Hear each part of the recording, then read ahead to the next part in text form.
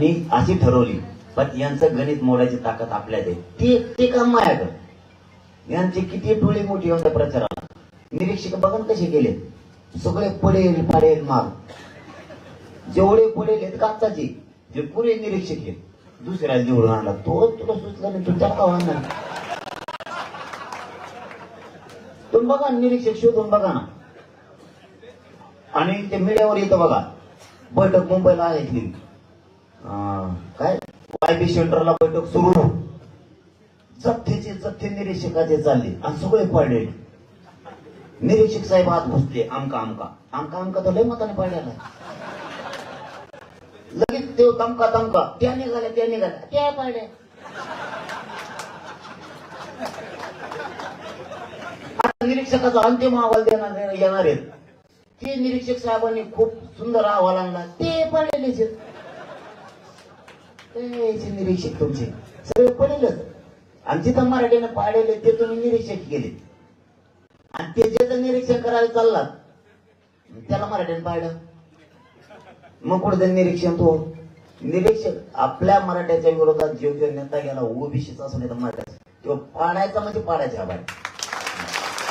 आणि विरोधात केलेला ओबीसीचा किंवा मराठ्याचा नेता प्रचाराला गेला की ती ज्याच्या प्रचार जाईल त्या मतदारसंघात पाडायचं. वेळ आली ना शिटानं द्यायचे. बा हे बघा, आपल्या जातीची शान राखायचं आपल्याला. तुम्हाला मला काही किंमत, जातीला किंमत.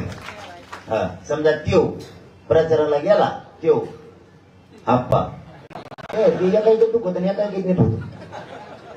दुसरे सकाळीच नीट सरळ तट मला म्हणतो सलाईन घ्यावा, दवाखान्यातच बोलत जावा, आमकं करावं, बाकीचं लई बोलू नाही, उपोषण घेऊन उपचारच करावं आणि तिथूनच बडबड करावं. फक्त राजकारणात कोणाचं काम नसतं. 8च निवडून आणून दाखवून 16 आणतो. ओबीसी आरक्षण देशील का?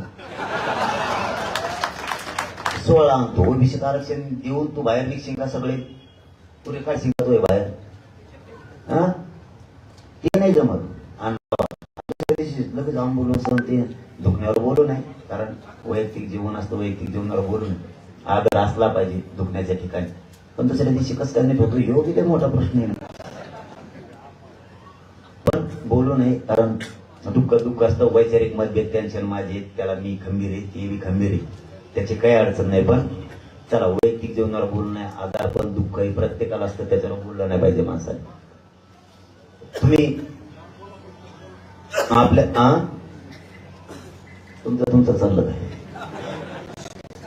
यांनी किती आडाखे बांधले, आपल्याला रूल सांगितले, सगळे ध्यानात ठेवा. तोडायचे सगळे षडयंत्र तोडायचे. मराठ्यांच्या आंदोलनाला बाजूला ठेवून सुद्धा एक टोळी तयार केली त्यांनी, ती पण ध्यानात असू. गोरगरीब मराठी लढले, त्यांच्या म्हणण्यावरती काही गोष्टी द्यायच्या नाही. करोडो मराठे 13 महिन्यापासून लढले, त्यांच्या म्हणण्यावर द्यायच्या नाही. पण ज्यांनी मराठ्यांच्या आंदोलनाला विरोध केला असे काही गोळा करायचे. त्यात अभ्यासक, बुद्धिजीवी, शिक्षण सम्राट, काही 10 बाय 10 खोलीत शाळा, शिक्षण सम्राट असे जमा करायचे. काही काहीच्या नुसत्या गोण्या डोक्यावर पुस्तकाचा वाचिताच येत नाही. ते अभ्यासक, बुद्धिजीवी, पंधाड मिश्या, कामा धामाच्या नुसते, स्वतःला खूप असे मान समजणारे, असा एक गट जवळ केलाय त्यांनी. आमिषाच्या जीवावरती कामं दिलेले असतील, काहीच्या मेहण्यात दिलेले असतील कॉन्ट्रॅक्टरी, काहीच्या पुण्याला मेहणे आहेत, काहीचे नगरला आहेत, काहीला कोंकड येत, काहीचे नगर जिल्ह्यात आहेत, काही साईबाबाच्या तिकडे येतं, काहीचे करमाडकडे आहेत, काहीचे बदनापूरला येतं, काहीचे लातूरकडे येतं मेहणे, काहीचे इकडे येतं संभाजीनगरकडे येतं, काही बदनापूरला येतं, काही भाचे कामं दिलेले असतील. त्यामुळे भीतीपुटी जावं नाविलाची.